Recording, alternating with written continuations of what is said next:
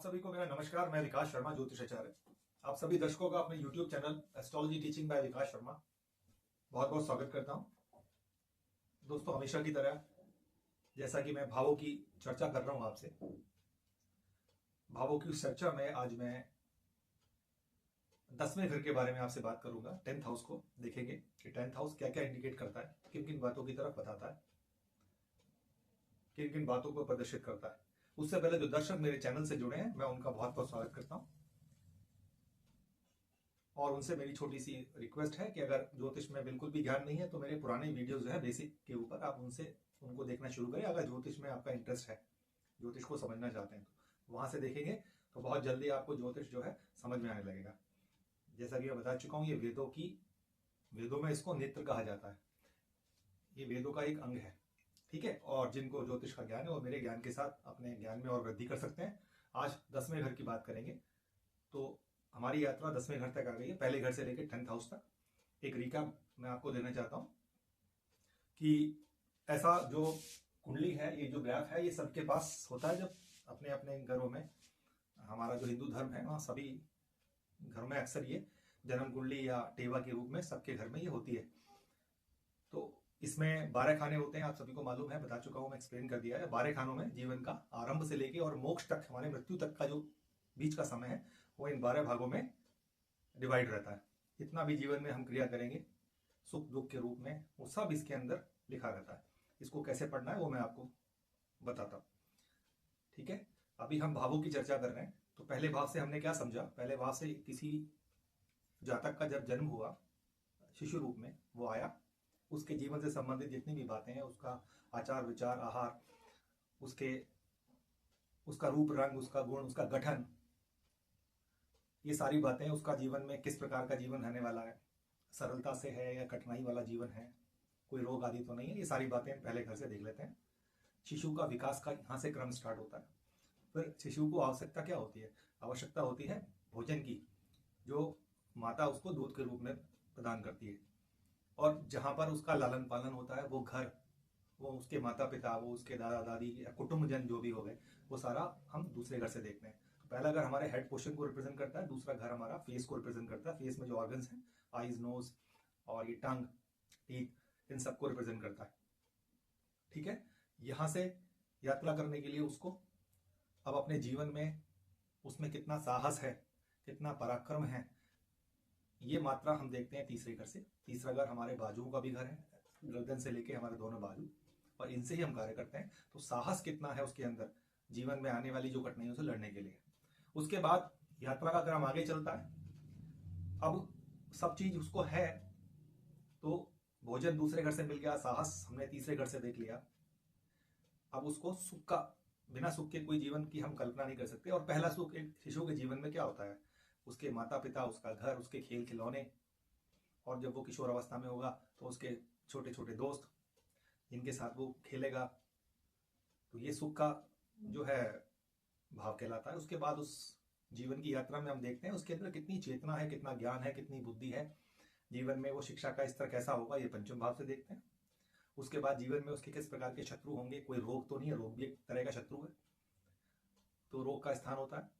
और अवरोध आते हैं, उसके अंदर रोगों से लड़ने की कितनी शक्ति है, ये सब छठे घर से देखते हैं, ठीक है। उसके बाद सप्तम भाव, जब वो जहां तक बड़ा हो गया, अब उसके जीवन को आगे चलाने के लिए उसका विवाह, उसका साझेदार का होना बहुत जरूरी है। तो अगर पुरुष है तो स्त्री के रूप में पत्नी को पाणी ग्रहण करेगा, अगर स्त्री है तो पुरुष को पाणी ग्रहण करेगी। तो ये साझेदार का भाव कहलाता है, जहां से उनके जीवन का एक दूसरा अध्याय शुरू होगा। उसके बाद ये सब चीजें अगर उसको मिल रही हैं, तो जब तक आयु नहीं है तो इन सब चीजों का कोई मतलब ही नहीं है। ऐसे बहुत से बच्चे होते हैं, बहुत से किशोर होते हैं जो यहां तक पहुंच ही नहीं पाते, क्योंकि आयु का अभाव होता है। तो आयु का होना बहुत जरूरी है। तो अष्टम भाव आपकी आयु का भी है, और हर प्रकार के अवरोधों का, अपमान का, रोग का अष्टम घर कहलाता है। अष्टम घर हमारे जीवन में एक व्यापक परिवर्तन जब भी होता है, किसी भी रूप में हो जाए, वो अच्छे रूप में हो या दुख रूप में हो, जीवन में जब बहुत बड़ा परिवर्तन आता है तो उसमें ये बहुत बड़ा रोल प्ले करता है।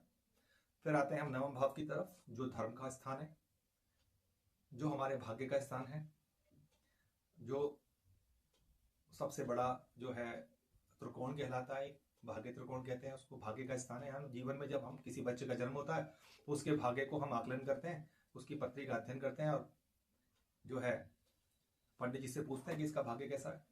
तो भाग्य को हम 9वें घर से देखते हैं। ये घर उसके पिता का भी है, ये घर उसके धर्म का भी है, आचार विचार का भी है, उसकी नैतिकता का भी है। ये सब जो है 9वें भाव से देखते हैं। अब आता है 10वां भाव, सब जो है जीवन में सबसे इंपॉर्टेंट इसलिए क्योंकि कर्म का स्थान है, ये कार्य। जीवन में बिना कर्म के हम कुछ भी हासिल नहीं कर सकते, और ऐसा कोई व्यक्ति नहीं है जो जीवन में कर्म ना करता हो। कई बार हम कह देते हैं व्यक्ति बहुत आलसी है, तो वो भी एक कर्म का हिस्सा है। प्रति क्षण हम जो है कोई ना कोई कर्म कर रहे हैं। कोई इंसान पड़े रहते हैं तो वो भी एक कर्म का हिस्सा होता है, उस अवस्था में रहना। वो हमारे हाथ में नहीं है। तो कोई भी ऐसा व्यक्ति नहीं है इस धरा पे जो कर्म ना करता हो। ठीक है, पड़े रहना भी एक कर्म है, कर्म का ही हिस्सा है। कुछ ना करना भी एक कर्म का हिस्सा है। पड़ा हुआ किस अवस्था में इधर उधर घूमना, है ना, वो भी कर्म का हिस्सा है। तो ये सब उसका 10th हाउस बताता है। तो 10th हाउस हमारी कर्म का भाव है। हमारी आजीविका का प्रकार क्या है, किस प्रकार की आजीविका रही है हमारे जीवन में, हम किस क्षेत्र में जाएंगे अपना जो है, जहां से हमको यश प्राप्त हो, मान सम्मान प्राप्त हो, पदवी मिले, ये सब हम 10th हाउस से देखते हैं। जो 10th हाउस घर कहलाता है। तो ये कर्म और आजीविका, आजीविका का प्रकार, किस प्रकार की आजीविका होगी। आप एक अच्छे जो है शिक्षक हो सकते हैं, आप एक अच्छे बैंकर हो सकते हैं, आप एक अच्छे सीए हो सकते हैं, आप अच्छे राजनीतिज्ञ हो सकते हैं, आप अच्छे डिप्लोमेट्स हो सकते हैं, आप कोई सरकारी कर्मचारी हो सकते हैं, आप व्यापार करने वाले व्यापारी हो सकते हैं, आप एक अच्छे लॉयर हो सकते हैं, आप एक अच्छे डॉक्टर हो सकते हैं। तो जिस प्रकार का भी आपको कर्म इस जीवन में करने के लिए मिला है, ये सारे प्रकार जो है हम 10th हाउस से देखते हैं। ठीक है, तो 10th हाउस क्या है, हमारे कर्म का स्थान, कर्म के प्रकार का स्थान भी यही कहलाता है। और कर्म करने के परिणाम स्वरूप भी हमको यश, मान सम्मान, पदवी, ये सब हमको कर्म के परिणाम स्वरूप मिलता है। ठीक है, इसलिए इसको प्रतिष्ठा और कीर्ति का भी घर कहते हैं। जब कर्म करेंगे तो आपके जीवन में लोग आपको जानेंगे, आपको पहचानेंगे, आपकी प्रतिष्ठा होगी, आपको पद की प्राप्ति होगी, आपको मान सम्मान मिलेगा। ये सारी चीजें हम 10th हाउस से देखते हैं। तो इसका मजबूत होना जीवन में बहुत जरूरी है, क्योंकि भगवान कृष्ण ने कहा है कि कर्म से बढ़ के कोई चीज नहीं है। कर्म तो करना ही है। अगर आपको यश चाहिए, मान सम्मान चाहिए, पदवी चाहिए, तो कर्म करना पड़ेगा उस तरीके से। ठीक है, तो हर व्यक्ति, जैसे मैं बता चुका हूं, कर्म करता है अपने जो है भाग्य के अनुसार, प्रारब्ध के अनुसार भिन्न भिन्न प्रकार के कर्म करते हैं। ठीक है, ये कर्म आपको ये भी बताएगा आपका आचरण किस प्रकार का होगा कर्म करने का। आप गलत कार्य करके बहुत बड़े अपराधी बन सकते हैं, वो भी कर्म का हिस्सा है। आप बहुत अच्छा कर्म करके बहुत बड़े व्यक्ति बन सकते हैं, बहुत बड़े संत बन सकते हैं। तो ये सारी चीजें कर्म का भाव हमारा जो है प्रदर्शित करता है। ठीक है, साथ ही साथ ये भी एक कर्म का हिस्सा है कि आप लोगों के ऊपर कैसी हुकूमत करने वाले हैं। देखिए, आपके अंदर डिक्टेटरशिप है कि नहीं है। बहुत सारे जो पूर्व में डिक्टेटर हुए हैं, हुकूमत करने वाले, जैसे मुसोलिनी हुआ, हिटलर हुआ, चंगेज खान हुआ, सिकंदर हुआ, इनका 10th हाउस बहुत जो है प्रबल था। इन्होंने जो है सालों तक जो है राज किया, हुकूमत की लोगों के ऊपर। तो ये 10th हाउस हमारा बताने का कार्य करता है। अंत में शरीर के अंदर जो हमारे जांग वाला पोर्शन है, जांग से घुटने तक का जो हिस्सा है, हमारी थाई से लेके नीज तक का जो हिस्सा है, ये 10th हाउस हमारा, 10th हाउस से हम इसको देखते हैं। ठीक है, अगर ये अच्छा है तो ये पोर्शन आपका बहुत सबल होगा, बहुत स्ट्रांग होगा। और चूंकि जितना भी कर्म करते हैं वो कर्म हम एक्टिव होकर ही करते हैं, चलते फिरते हैं, घूमते हैं, तो इनका रोल बहुत ज्यादा होता है जीवन में। जब ये सलामत हैं आपके, तभी आप कर्म कर पाओगे कोई जो है, अन्यथा कोई कर्म के आप योग्य ही नहीं होगे। अगर ये आपके नहीं है, किसी भी कारण से बाधित है, चलने फिरने में दिक्कत है, तो आपके कर्म में भी दिक्कत होगी। तो आपने समझा, ये 10th हाउस के बारे में बहुत सरलता से मैंने बताने का प्रयास किया। इन सब बातों को हम 10वें घर से देखते हैं। आज मैं अपनी वाणी को यही विराम देता हूँ। कैसा लगा ये वीडियो आप मुझे कमेंट्स करिए। अच्छा लगा तो भी करिए, और अच्छा नहीं लगा तो भी करिए। कमेंट्स करना बहुत जरूरी होता है, ताकि मैं समझ पाऊँ कि मैं और कहाँ पर इंप्रूव कर सकता हूँ। कोई सजेशन है तो आप मुझे दे सकते हैं। अच्छा लगा तो मेरे वीडियो को लाइक कीजिए और इसको शेयर कीजिए, ताकि दूसरे व्यक्ति भी ज्योतिष के साथ जुड़ सकें। और मेरी इच्छा है कि मैं ज्योतिष को सामान्य जनता के एक सरल शब्दों में पहुंचाऊं, क्योंकि ये जानना बहुत जरूरी है। इसमें अब तक हमको जो है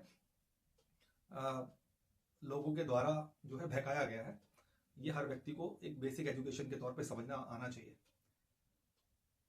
तो मैं इतना ही कहूँगा। तो इसको ज़्यादा से ज़्यादा शेयर कीजिए, लाइक कीजिए, और मेरा चैनल जो है astrology teaching by Vikas Sharma, उसको सब्सक्राइब कीजिए। मिलता हूँ एक अगले वीडियो में, जिसमें मैं 11th हाउस के बारे में, 11वें घर के बारे में बात करूँगा। तब तक के लिए नमस्कार।